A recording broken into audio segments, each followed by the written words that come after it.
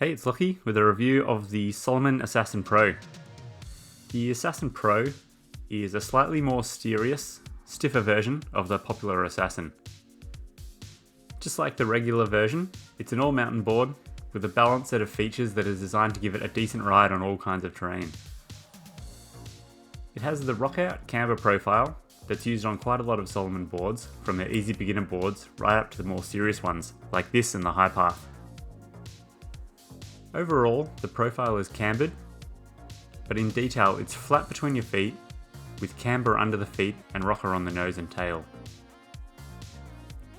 The Assassin and the Assassin Pro share the same directional twin shape, same rock-out camber, and the same side cut.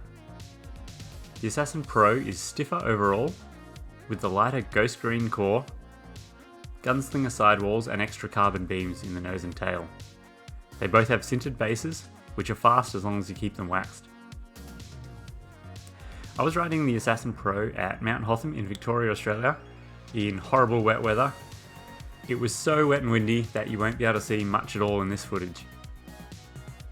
I'm 6 foot tall, 183 centimeters and weigh about 72 kilos or 158 pounds.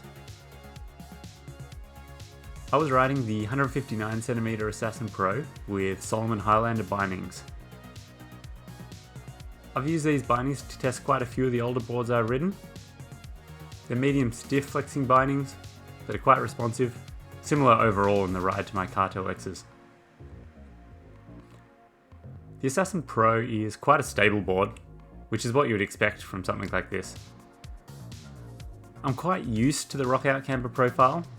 It's been on a few boards that I've owned and plenty that I've tested. I think that for most people, it's a good mix of the benefits of camber, which are a stable overall feel, good pop or spring from the board, as well as a solid edge hold when the snow is harder.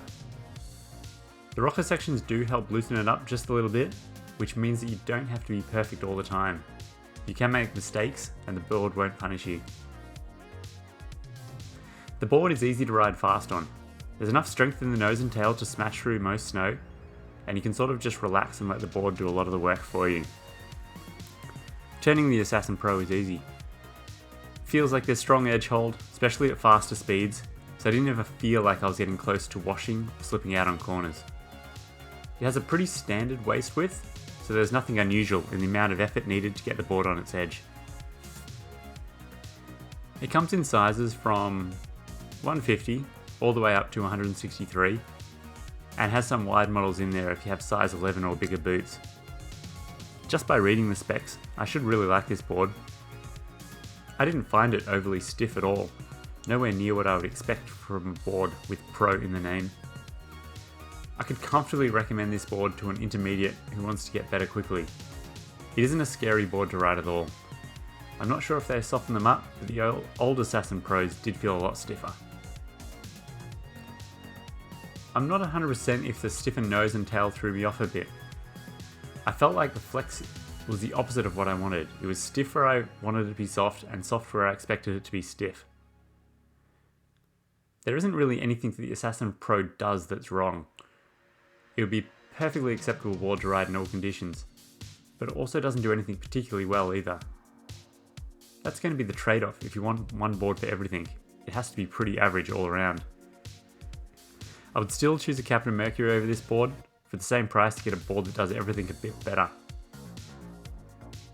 If you're looking at buying any snowboard gear this season, buying through the links in the description helps me out, or you can visit snowboardrobot.com for more detailed written reviews, where I have a few 2024 boards up already. If you have any questions on this board, leave me in the comments below. Thanks for watching.